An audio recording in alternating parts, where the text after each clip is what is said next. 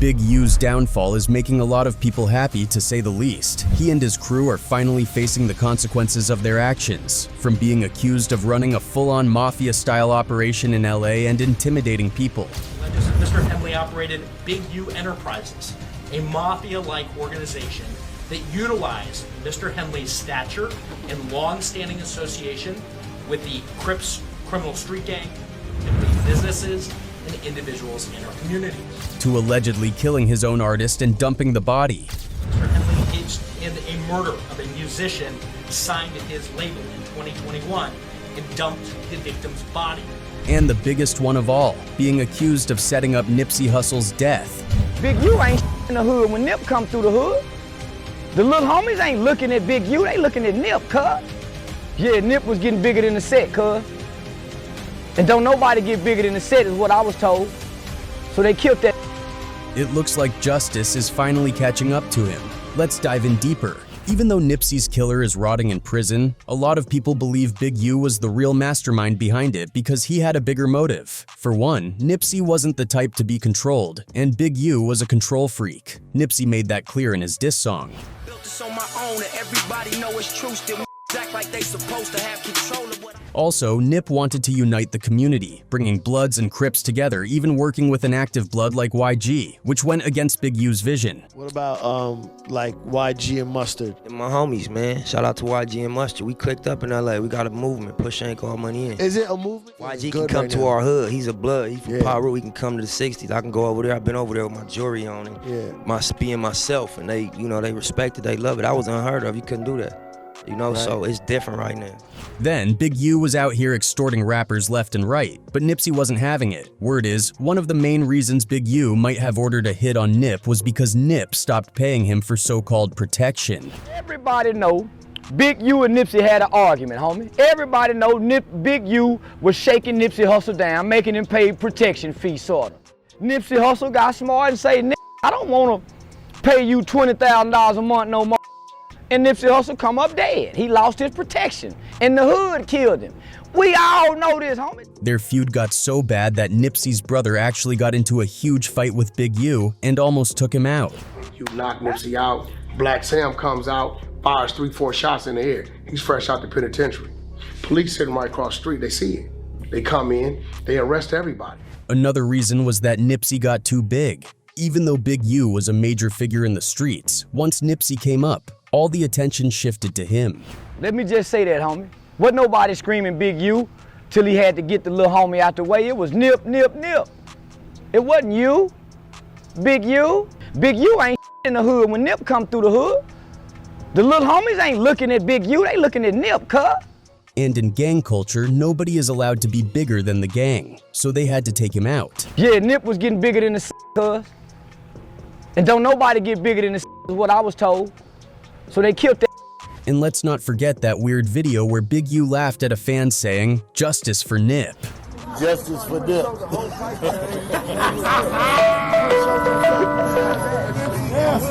My young boy would have been there like, yeah, You did. All these things and more are why people are ready to see him go down for Nipsey's death, and it's already happening. In March 2025, Big U and 18 other Crips got hit with RICO charges. When the news first broke, the cops didn't have Big U in custody yet and thought he might try to flee since he was the leader of the whole operation. Eugene Henley Jr., a career criminal known as Big U, who used his contacts and leadership role in the Crips criminal street gang, the entertainment industry, to further his own criminal enterprise, an enterprise that engaged in murder, extortion, robbery, human trafficking, COVID fraud, and other felonies. A lot of the people in the indictment are affiliated with the Rollin' 60s Crips, but Big U had his own thing going, something he called Big U Enterprise. On the surface, Big U Enterprise looked like a legit business. He had his own charity and a record label, making it seem like he was giving back to the community and helping artists from the West Coast blow up. He has maintained the image of an entertainment industry entrepreneur running a music label, and of somebody who gives back to the community here in Los Angeles.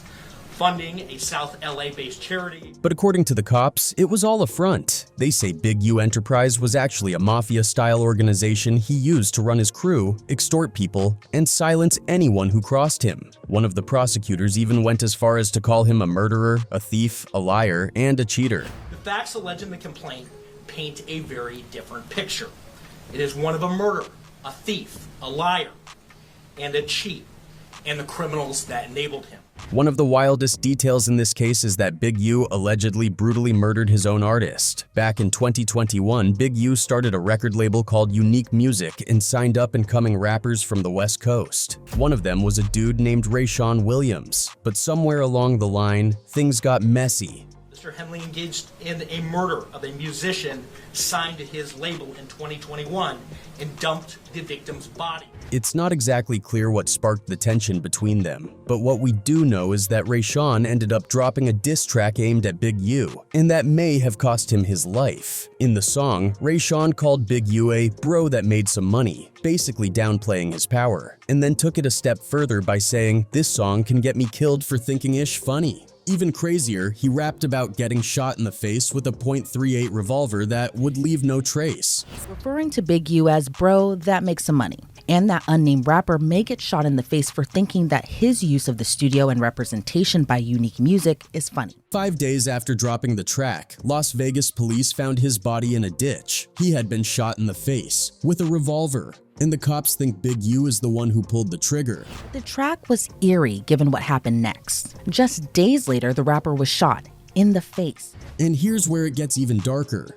Big U had known Rayan since he was a kid. He was actually his football coach back in the day, but that history didn't stop him from allegedly setting him up. According to court documents, Big U's label, Unique Music, flew Rayan from California to Las Vegas in January 2021. They put him up in an Airbnb, and he was supposed to spend the week recording new music at the studio. But when Rayan missed one of the sessions, Big U and his right-hand man, Sylvester Robinson, drove out to Vegas to check on him. When they pulled up to the Airbnb, they asked Rayan why he didn't go to the studio, and he told them he didn't have a ride. The next day, Rayan, Big U, and Sylvester Robinson finally made it to the studio together. No one knows exactly what went down inside, but what we do know is that a few hours later, Rayan was dead. On January 24th of 2021, Big U arrived to a studio and RW was there, recording until around midnight. A little after 12:30 a.m., Big U left the studio and his phone stopped reporting his location. Surveillance footage caught him going back to the Airbnb at around 1 a.m. He was seen getting out of the car, grabbing his suitcase, and then hopping back in. He was supposed to stay in Vegas for another day, but Big U allegedly had other plans. According to investigators, Big U drove him out to the desert, shot him in the face, and then went right back to the studio like nothing happened. About 45 minutes later, surveillance video at the Airbnb showed RW exiting the passenger side of the car and entering the Airbnb. A few minutes later, he left the Airbnb with a suitcase, got back into the car, and left. A witness later told cops that Big U showed back up at the studio at around 3 a.m. looking drenched in either sweat or water. When they asked him what happened, he told them he had just come back from the gym. But just a few hours later, cops found Rayan's body dumped in a ditch, and Big U didn't stop there. According to the indictment, he tried to cover his tracks. He allegedly took recording equipment out of the studio after the murder and told someone to get rid of the surveillance footage from that night. Investigators also believe there was some kind of fight at the studio before Rayan got killed, which is why Big U wanted the video gone. After Rayan's death, Big U knew the heat was coming, so he allegedly had one of his homies drive his car and stay at his house. That way, if the cops pulled over the car or showed up at the crib, it would buy him some time to escape before they actually caught him. Nobody really knows the exact reason Big U allegedly killed Rayan, but this murder is what put him on the FBI's radar. Just a month after Rayan's death, the feds officially launched an investigation into Big U Enterprise. Everybody already knew Big U was one of the top dogs in the Rollin' 60s Crips. He never hid his gang ties. He was always talking about how he came up robbing cars and earned his rep in the streets by putting hands on his enemies. Back in the 80s, Big U was deep in the drug game, but he claimed he gave it up after reading the autobiography of Malcolm X. That's when he switched lanes and got into the rap industry. He started managing artists, and one of the first big names he worked with was Corrupt, but Big U never really left the streets. In 1991, he got caught up trying to steal a massive load of coke from an undercover cop, which landed him in prison for 13 years. While locked up, Big U was still on his gangster time. He admitted to stabbing multiple people in prison and even bragged about knocking a dude's eyeball out of its socket with a single punch. After serving his time, he came home in 2004 and rebranded himself as a community leader by starting a charity called Developing Options. On paper, Developing Options was supposed to help kids stay out of the streets and get involved in sports. But according to the feds, Big U was using the charity as a front to move dirty money. The city of LA even funded Developing Options through the Gang Reduction and Youth Development GRID program, giving Big U over $500,000 a year since 2015. That money was supposed to go toward at-risk youth, but instead Big U was allegedly pocketing a huge chunk of it. Funding a South LA-based charity, Developing Options, which purports to help at youth risk escape gang life and escape the perils of gangs in high crime areas. And it wasn't just government money. Even celebrities got caught up in the scam. According to the indictment, Draymond Green and Shaquille O'Neal both donated $20,000 each to Developing Options, thinking they were supporting a good cause. But instead of helping kids, Big U allegedly transferred the money straight into his personal accounts. Mr. Henley is accused of embezzling donations made by celebrities, professional athletes, and businesses to his charity, Developing Options. Some people got scammed out of money, others got hands put on them. One of the wildest stories in the indictment involves boxer Adrian Bronner. Back in 2019, Bronner allegedly set up a high-stakes dice game in LA, inviting a bunch of NBA players. The problem was that Bronner and his crew were using trick dice and ended up finessing millions from the players. When Big U heard about it, he wasn't happy. Not because of the scam itself, but because Bronner didn't check in with him first. So Big U sent his crew to rough up Adrian Bronner. After that, Big U took the money Bronner had stolen from the NBA players and gave it back to them. But of course, it wasn't just out of the kindness of his heart. He allegedly made each player pay him $100,000 in exchange for getting their money back. And according to an FBI informant, this wasn't just a one-time thing. A lot of NBA players and celebrities would check in with Big U to make sure they were safe at parties, games, or advertising shoots. Anyone who didn't check in risked getting pressed by Big U's crew. Big U even once said, "If I don't pick up the phone, that could mean death for somebody." The indictment also reveals that Big U was shaking down weed dispensaries, forcing them to pay him $25,000 a month just to operate without problems. One dispensary owner couldn't afford the payments anymore, so Big U sent his goons to rob the shop. Armed men stormed in, stole cash and a bunch of weed. Then later that same day, Big U called the shop owner to his house. When the owner showed up, Big U had all the stolen money and product laid out on the table and told him, "That's how you rob yourself." Then, just to add insult to injury, he made the guy pay him another $10,000 to avoid getting robbed again. But Big U wasn't done yet. He wanted to rob more dispensaries. He told the same shop owner to help him set up other weed stores, promising him a cut of the money. As proof of how serious he was, Big U even handed the guy back some of the money that had just been stolen from his own shop. And the craziest part is Big U's crimes were being talked about in the open, right on the internet. His homie Loose Cannon went on No Jumper and detailed the weed dispensary robbery, not realizing that the feds were watching closely. Investigators quoted the interview in their indictment, using Loose Cannon's own words against him. After the episode aired, Big U was pissed. He allegedly sent No Jumper a cease and desist letter, forcing them to take the episode down. But by then, it was too late. The damage was already done. At this point, Big U actually sent you a cease and desist. Did you take that interview down? We did. And that wasn't the only thing Loose Cannon admitted to on No Jumper. According to the indictment, he also talked about how he and Big U extorted a celebrity rapper for $50,000. Loose Cannon wasn't just running his mouth. He was still active in the streets. On January 3rd, 2025, he allegedly pistol whipped a man, put a gun to his head, and let two of his homies snatch his jewelry, cash, and phone. After Big U, Loose Cannon, and Brick Baby got locked up in the RICO case, a lot of people blamed Adam22 from No Jumper for giving them a platform. But Adam22 clapped back, saying he was just helping them make legit money and had nothing to do with their arrests. I put people in position, put them on the podcast, give them jobs, help them make legal money.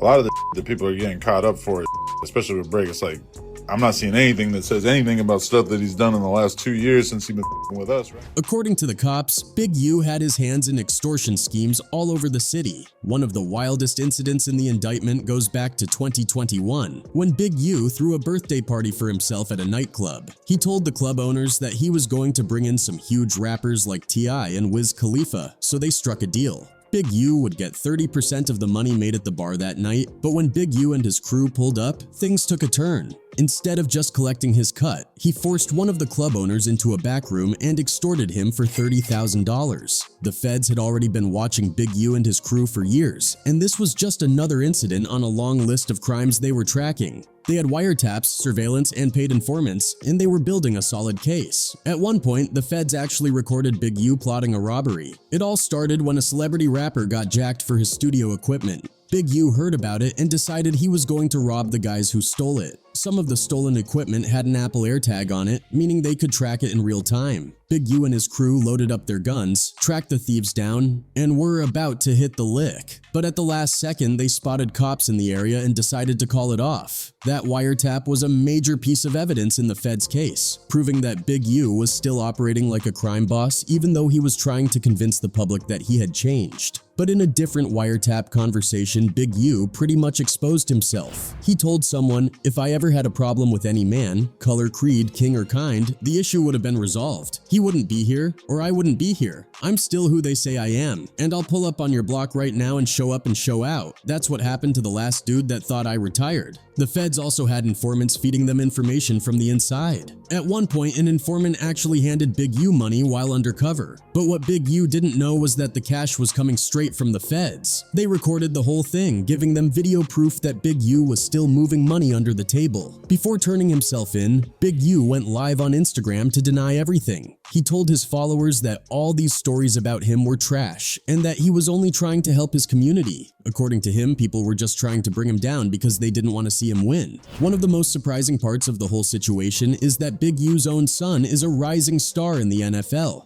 Rayan Henley, a linebacker for the Los Angeles Chargers, is in a position to take care of the whole family. He's out here making legit money in the league, but instead of chilling and living off his son's success, Big U just couldn't leave the streets alone. Now, instead of enjoying his son's rise in the NFL, he's facing the possibility of life in prison.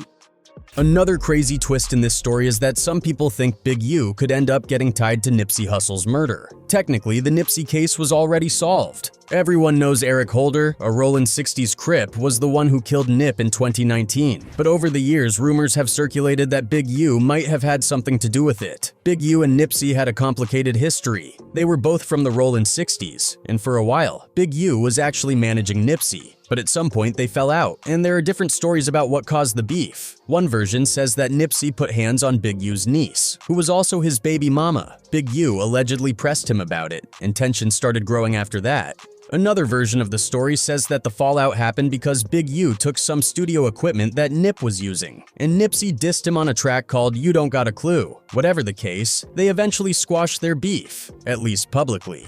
But some people believe that Big U never really got over it. Then came Nipsey's massive success. He had been grinding in the rap game for years, and soon became a West Coast legend. Some say Big U was jealous because Nipsey became the most famous Rollin' 60s Crip. Whether or not the feds tried to connect him to Nipsey Hussle's murder, it looks like Big U's time is finally up. With so much evidence stacked against him, there's a good chance that some of his own guys are going to flip to reduce their own sentences. The feds already have 50+ witnesses, informants, phone records, and videos, and once dudes start talking to save themselves, it's a wrap.